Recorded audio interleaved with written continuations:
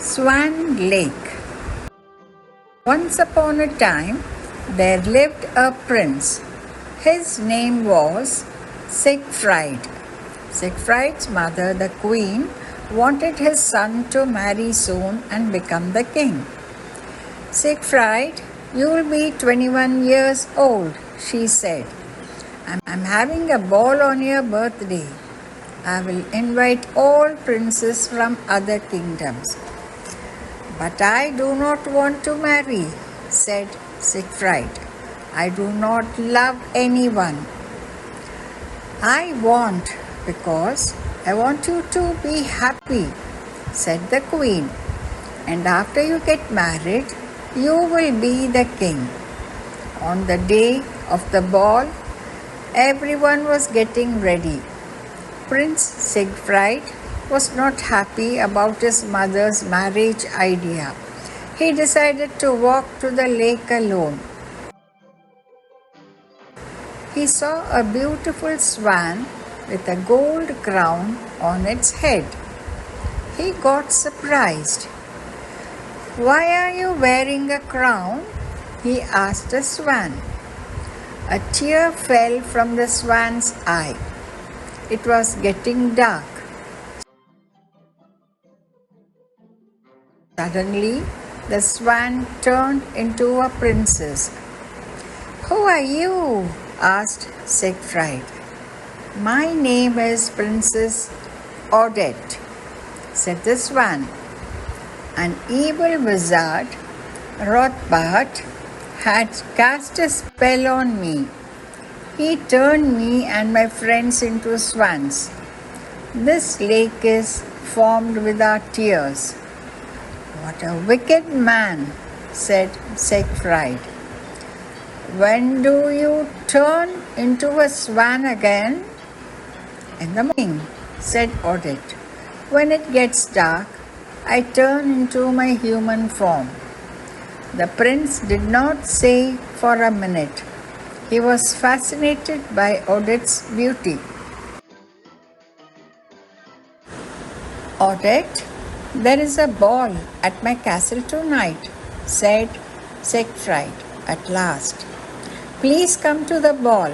I will choose someone to marry me. I want to choose you. The wizard will not let me come, said Odette. Please try to find a way and come, Siegfried said. I will try, said Odette, and she ran to the castle. The wizard's evil daughter, Odile, was watching them. She was always jealous of Odette, but now she got even more jealous. She cannot marry the prince, she thought. I will not let her go to the ball. She ran back to her castle and told her father everything. Do you want to go to the ball? Asked the wizard. Yes, father, said Odile, and I'd like to marry the prince. All right, said the wizard. You will go to the ball. I will make you look like Odette. So the prince will think you are Odette and ask to marry him. Odile was very happy to hear about this idea. Everything was ready for the ball. The queen sat on her throne. Prince Siegfried sat next to her.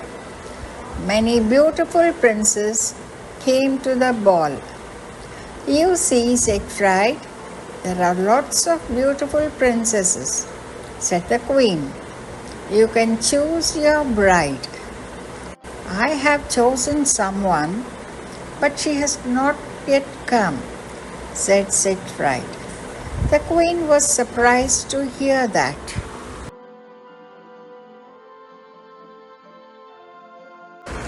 Have you invited someone that I do not know? Asked the queen. Yes, said Siegfried. She will come soon. The servants started to let the guests in. Siegfried saw Odette coming into the ballroom. She was actually Odile, dressed as Odette. Even her voice was Odette's. Siegfried ran to welcome her. Then he introduced the princess to the queen. "Dear mother," he said, "this is the beautiful princess that I told you about. I would like to marry her." "I'm so happy for you," said the queen. "You have chosen a beautiful bride." Then the queen announced the son's marriage. Everybody cheered and clapped. "This is the beautiful princess that I told you about. I would like to marry her." "I'm so happy for you," said the queen. "You have chosen a beautiful bride." Then the queen announced the son's marriage. Everybody cheered and clapped. Meanwhile, Odette was in her room. She was trying to find a way to escape. She was talking to her magical bird. "My dear bird," she said, "I want to go to the ball tonight, but all the doors are locked. Will you help me to escape?" The bird flew out from the window, taking Odette with him. Then he put Odette in the grass gently. "Thank you," she said happily. She ran to the prince's castle. Guards stopped her at the entrance. "Please let me in," said Odette. "The prince invited me to the ball. I am Princess Odette." "Princess Odette has already entered," said the guard.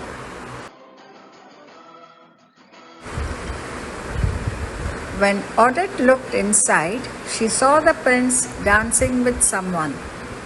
"She looks exactly like me," she thought. "Oh, that is Odile. I'm sure the wizard did that." She also heard the prince talking to the girl. "I love you, Odette," he said.